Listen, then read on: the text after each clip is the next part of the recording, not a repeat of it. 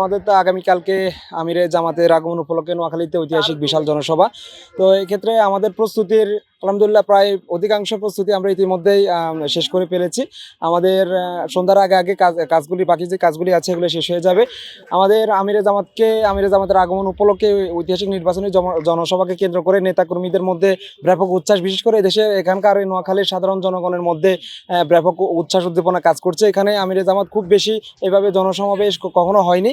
এ কারণে একেবারে রুল মাঠ লেভেলে একেবারে গ্রামীণ পর্যায়ে আমরা ইতিমধ্যে খোঁজখবর পেয়েছি যে জনগণ এখানে এই সমাবেশে আসার প্রস্তুতি নিচ্ছে এবং এক ঐতিহাসিক জনসভা নোয়াখালীতে আগামীকাল অনুষ্ঠিত হতে যাচ্ছে। সারা দেশে বাংলাদেশ জামাত ইসলামী আমির নির্বাচনী সফর উপলক্ষে তারই অংশ হিসেবে নোয়াখালী জেলায় আগামীকাল আমাদের যেই নির্বাচনী যে গণসমাবেশ, সেই সমাবেশে আমরা আশাবাদী যে 11টায় এসে উপস্থিত হবেন।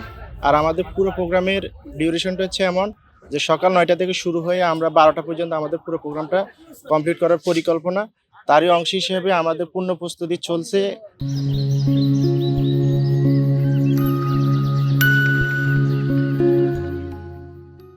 আপনারা দেখতে পাচ্ছেন যে আমাদের মাঠে আমাদের ডেকোরেশন বিভাগের কাজ চলতেছে। ইনশাল্লাহ আমরা প্রত্যাশা রাখি যে মাগরিবের পূর্ব মুহূর্তে আমাদের সবগুলো কাজ শেষ হয়ে যাবে।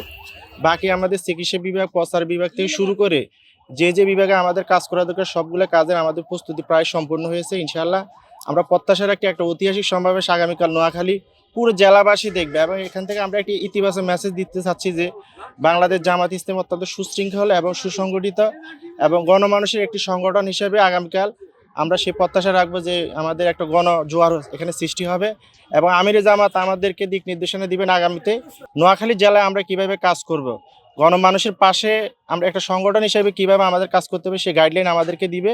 এবং এখানে আমরা আরও বেশি প্রত্যাশা রাখি ডাকসুর বিপি জনাব সাদিক কায়েম এখানে উপস্থিত হবেন, জাকসু জিএস জনাব মাজার ফাহিম এখানে উপস্থিত হবেন এবং ইসলামী ছাত্র শিবিরের কেন্দ্রীয় তত্ত্ব সম্পাদক আবু সাইদ সুমন এখানে উপস্থিত হবেন।